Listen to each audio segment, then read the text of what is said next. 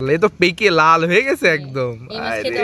বাপরে, দেখো দেখো এখন পানি পাচ্ছে না বলে লাফাচ্ছে দেখো। মানে আমি খাওয়ার আগেই দেখো ওরা একদম পুরো খাওয়ার জন্য প্রস্তুত। এই জন্য বলে কই মাছের জান। দেখো কেটে ধুয়ে রেখে দিয়েছো, তারপরেও দেখো নড়ছে। আসসালামু আলাইকুম, কেমন আছেন সবাই? আশা করছি সবাই অনেক অনেক বেশি ভালো আছেন। আল্লাহর রহমতে আমরাও অনেক ভালো আছি। আজকে আমরা আপনাদের সাথে খুবই মজার একটা রেসিপি শেয়ার করতে যাচ্ছি। আজকে সকাল ভোরবেলা বাজারে গিয়েছিলাম, ওখান থেকে কিছু একদম টাটকা তরতাজা কই মাছ কিনে এনেছিলাম। তো ওই কই মাছ দিয়েই কিন্তু আজকে কই মাছের একটা রেসিপি হবে।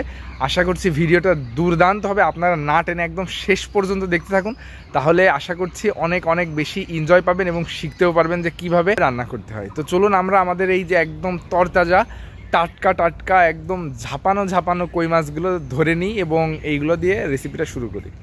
কি মাছগুলো তো মনে হচ্ছে এখন সব বেঁচে আছে নাকি? বেঁচে মানে একদম টাটকা। ওরে মাশাআল্লাহ, আমরা একদম ভোরবেলা নিয়ে আসছিলাম, এখন প্রায় 11:30-12টা বাজে। মাছের সাইজ দেখো মাশাআল্লাহ, এই তো পেকে লাল হয়ে গেছে একদম। এই মাছ খেতে অনেক মজা লাগে। বাপরে, একদম পাকা পাকা মাছ দিয়েছে, পাকা লাল। লাল হয়ে গেছে একদম। দাঁড়াও দেখাই।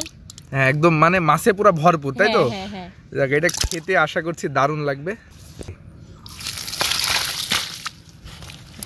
বাপরে, দেখো দেখো এখন পানি পাচ্ছে না বলে লাফাচ্ছে দেখো।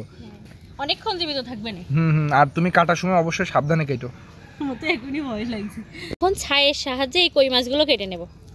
আস্তে, হাতে যেন কাটা না ফুটে। হ্যাঁ এখন কিন্তু একদম তো কই মাছ এত মানে নড়াচড়া করে, ধরাই মুশকিল আসলেই। দেখো আগে ছাইয়ের ভিতরে দাও, আগে ছাইয়ের ভিতরে দাও। ছাইয়ের ভিতরে দেব, কেটে নি আগে একটু যতটুকু পারি। আর একেবারে টাটকা মাছ তো খুব শক্ত হবে না এইগুলো। আর ওই যে বললাম মানে এক কথায় পেকে গেছে মাছ। দেখতে পাচ্ছেন আমি কাটাগুলো খুব সুন্দর করে কেটে নিয়েছি।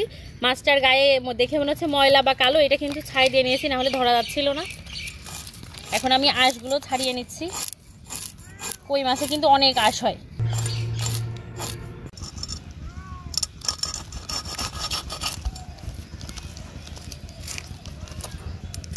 আজকে আমি মাছের পেটের ময়লাগুলো মাথার এখান থেকে বের করে নেব, কারণ মাছটা কাটবো না, এভাবেই আস্ত হচ্ছে ভুনা করব। তো এখানে আপনারা একটু চাপ দিলেই কিন্তু ময়লাগুলো সুন্দর করে বের হয়ে আসবে। এই যে দেখুন। আর এটা তো হেভি সিস্টেম, মাছটাও পুরো আস্ত থাকলো, পেট কাটা লাগলো না আর। Piece piece. এই বাপ রে, মানে আমি খাওয়ার আগেই দেখো ওরা একদম পুরো খাওয়ার জন্য প্রস্তুত। আনা দেখেই এই আর খাবি? ও মনে হয় ওর সঙ্গীর জন্য এদিক ওদিক উকি ঝুঁকি মারছে যে আমি একা একা খাচ্ছি। ওই যে ওই যে ওই যে ওই দেখেন, হ্যাঁ আমি যেটা ধরেছি সেইটাই। ওই দেখেন ওইখানে ও মনে হয় আরো অন্য কিছু সন্ধান পেয়েছে। ওই যে আসছে এবার। পিস পিস দেখো নড়ছে কিভাবে এখনো। টাটকা মাছ তো।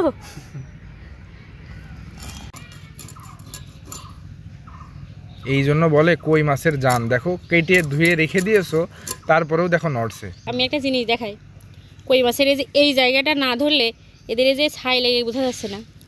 এই জায়গা একদম, এই যে এখানে খুব ধার, খাসকাটা মানে এই জায়গা যদি এই জায়গাও ধরো না, ওরা এই জায়গাতে আঘাত করে। এই যে পুরা। আর এই যে আরেকজন। এই তুই কি আমার মাছও খেয়ে ফেলবি? সর কিন্তু সর। যা খাবে। কাটা শেষ, এখন আমি এগুলো সুন্দর করে ধুয়ে নেব। আপনারা দেখতেই পাচ্ছেন এই যে আমি মাছগুলো খুব সুন্দর করে ধুয়ে নিয়েছি। এখন এই মাছগুলোর গায়ে আমি এরকম চাক চাক করে কেটে নেব, কারণ কই মাছের কিন্তু মাছ অনেক পুরু হয়, মানে অনেক মাছ হয়। যদি আমি চাক চাক করে না কাটি তাহলে এর ভিতরে ঝাল লবণ যাবে না কিছু। মাছগুলো আমার ধোয়া শেষ, ডিমগুলো বের হয়ে আসছে এখানে।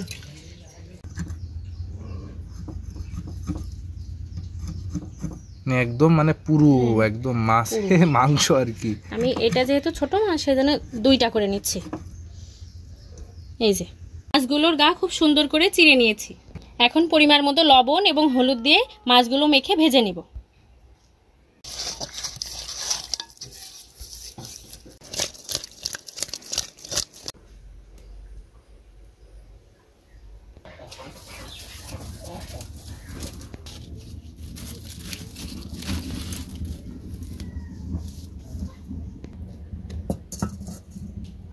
ভাজি করার জন্য আমি এখন কড়াইতে তেল দিয়ে দিচ্ছি।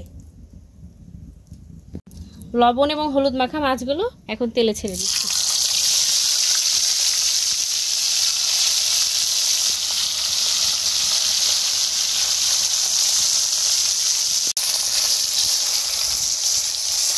লাল লাল করে ভেজে নিচ্ছি একদম। মাশাআল্লাহ মিমি, মাছ ভাজা থেকে খুব সুন্দর একটা বাসনা বেরিয়েছে, তুমি কি পেয়েছো? হ্যাঁ পাচ্ছি, একদম লাল লাল করে ভেজে নিচ্ছি, দেখেছো? এই যত সুন্দর ভাজা হয় না রান্নাও কিন্তু তত মজা হয়। এর ভিতরে আমার আম্মু শিখিয়েছে, আমারও শিখিয়েছে। আমি এই যে মাছগুলো খুব সুন্দর করে ভেজে নিয়েছি, আপনারাও চেষ্টা করবেন এরকম একটু কড়া করে ভেজে নেওয়ার।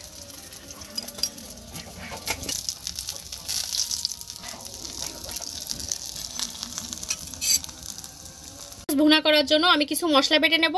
তো আমি হচ্ছে প্রথমে কিছু জিরা বেটে নেব, এরই সাথে আমি 2টা এলাচের ফলও বেটে নেব।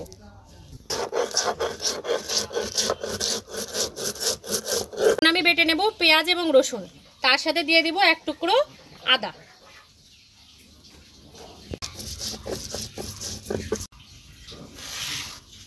মাছ ভাজি করার পরে যে তেলটা ছিল আমি এখন সেই তেলটা দিয়ে দিচ্ছি। দাদির মুখে শুনেছি যে এই যে মাছ ভাজি তেলটা দিলে তরকারি এবং মানে সব কিছু স্বাদটা বেড়ে যায়।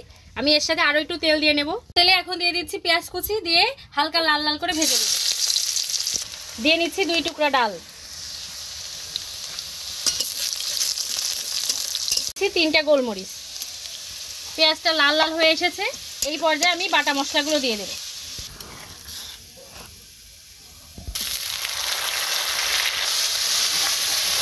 দিচ্ছি পরিমাণ মতো লবণ, পরিমাণ মতো হলুদ গুঁড়া, পরিমাণ মতো শুকনো ঝালের গুঁড়া, সর্বশেষ আমি দিয়ে দিচ্ছি ধনিয়ার গুঁড়া।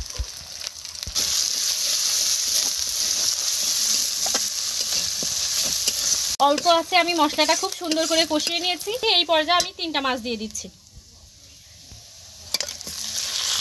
দিয়ে খুব ভালোভাবে মশলার সাথে মাছ 3টা মিশিয়ে নেব। দিয়ে দিচ্ছি পরিমাণ মতো পানি।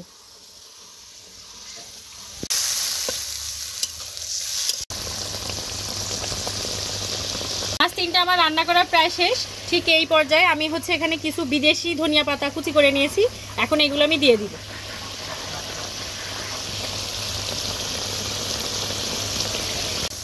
এখন একটু নেড়ে দিব, নেড়ে মানে খুবই সাবধানে উল্টিয়ে দিব, যাতে মাছটা আমার 2 পিসে খুব ভালো করে নরম হয়ে আসে। আর আপনারা যে যেমন ঝোল খেতে পছন্দ করেন সেই রকম ঝোল রেখে দেবেন। পাচ্ছেন মাছে খুব সুন্দর করে তেল ভেসে উঠেছে, এখন আমি এটা নামিয়ে নিব।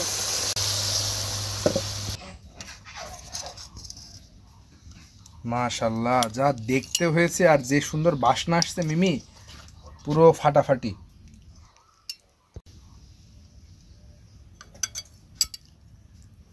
বন্ধুরা ফাইনালি কিন্তু আমাদের কই মাছটা খুব সুন্দর মতো ভুনা হয়ে গেছে। আপনারা কালার এবং বাসনা, যদিও বাসনা আমি নিজেই শুকছি, দেখে আসলে বুঝতে পারছেন যে কতটা সুন্দর হয়েছে। তো একটাই রিকোয়েস্ট, সেটা হচ্ছে যে ভিডিওটি যদি ভালো লাগে তাহলে অবশ্যই লাইক করবেন এবং চ্যানেলে সাবস্ক্রাইব করে দিবেন। সবাইকে আসসালামু আলাইকুম, আবার পরবর্তী ভিডিওতে দেখা হবে ইনশাল্লাহ।